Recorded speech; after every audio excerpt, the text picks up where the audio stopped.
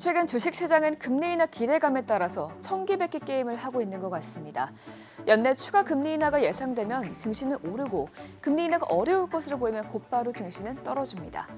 전 거래일에는 미국 경제가 생각보다 강하다는 인식이 확대되면서 3대 지수는 일제히 하락했었는데요.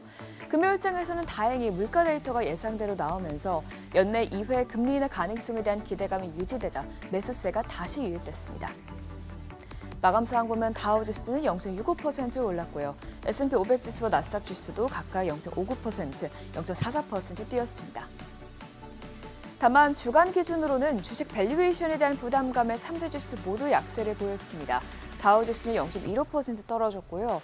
특히 기술주들의 낙폭이 크면서 S&P 500 지수와 나스닥 지수도 각각 0.31%, 0.65% 내렸습니다. 빅테크 기업들은 금리 인하에 대한 기대감 속에 오르긴 했지만 그 상승폭은 크진 않았습니다. 여전히 AI 버블에 대한 우려가 남아있기 때문인데요. 엔비디아는 0.28% 소폭 올랐고요. 애플은 0.55% 빠졌습니다. 또 알파벳과 아마존의 월가에서 투자 등급을 상향 조정한 덕분에 주가가 각각 0.25%, 0.75% 뛰었습니다. 시총 6위부터도 보면 브로드컴은 전반적으로 반도체주가 약세를 보이면서 0.47% 동반 하락했고요. 메타도 0.69% 내렸습니다. 그래도 최근 테슬라는 확실히 상승 추세에 올랐던 모습인데 전날 급락한 이후 4% 넘게 다시 크게 반등했습니다. 웨드부시 증권에서 테슬라의 목표 주가를 기존 $500에서 $600로 올려 잡으면서 저가 시세가 유입된 것으로 풀이됩니다. 한편 오라클은 금요일에도 4% 넘게 빠지면서 인공지능에 대한 투자자들의 자신감이 후퇴하고 있다는 점을 시사했습니다. 그러면 이어서 8월 PCE 데이터 결과도 확인해보면 결과는 모두 예상과 같았는데요. 헤드라인 PCE 물가는 전월 대비 0.3%, 전년 대비로는 2.7% 올랐고요.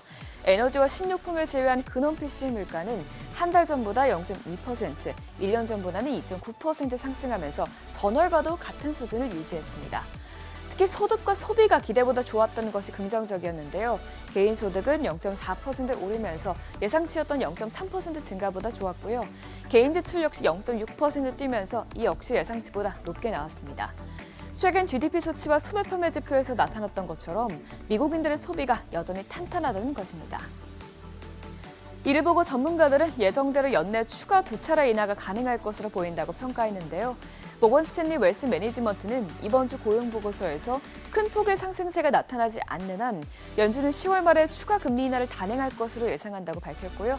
이토르의 전략가 역시 이번 보고서는 연준에게 올해 2차례 더 금리를 인하하는 경로에 있다는 안도감을 안겨준다고 말했습니다. 실제로 데이터가 나온 뒤 금리 선물 시장에서는 12월까지 2차례 금리 인하 베팅이 60%에서 65%로 올라갔습니다. 다만 약간 걱정되는 지표도 함께 나오긴 했는데요. 미시간대의 9월 소비자 심리지수 확정치는 55.1로 집계가 되면서 지난 예비치보다도 더 낮게 나왔습니다.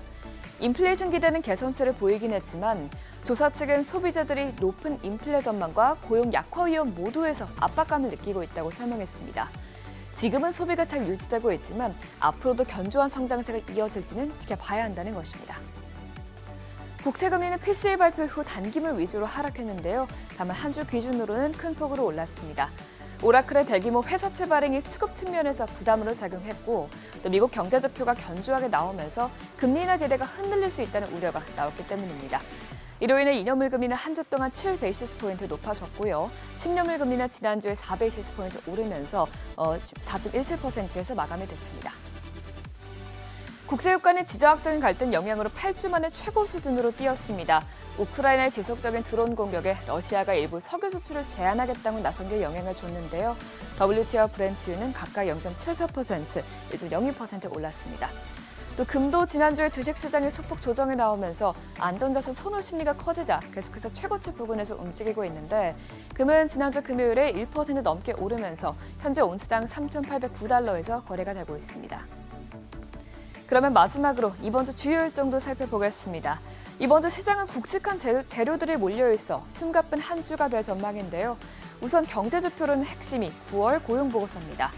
컨센서스는 신규 고용이 4만 5천 개 늘어나는 것이고 실업률은 4.3%로 유지되는 것인데요. 이는 여전히 중앙은행이 금리를 내릴 수 있는 수준입니다. 하지만 이보다 훨씬 높게 나온다면 금리 전망에 부정적인 영향이 끼치게 될 수 있고 낮게 나오면 경기 침체에 대한 우려가 커질 수 있기 때문에 이번 고용 보고서에 대한 주목도가 매우 높을 것으로 보입니다. 또 이를 앞두고 나올 구인이직 보고서와 ADP 민간 고용을 통해서 노동시장에 대한 힌트를 받을 수 있을 전망입니다. 또 지켜봐야 할 이슈로는 셧다운 가능성이 있습니다. 오는 10월 1일 전까지 예산안에 대한 합의가 이뤄지지 않을 경우 정부 기관이 폐쇄가 될 텐데요. 이는 주식시장에는 큰 영향을 미치지 않을 수 있어도 9월 소비자 물가지수 발표 등 여러 가지 지표 발표에 차질이 빚을 수 있기 때문에 주목해 봐야겠습니다.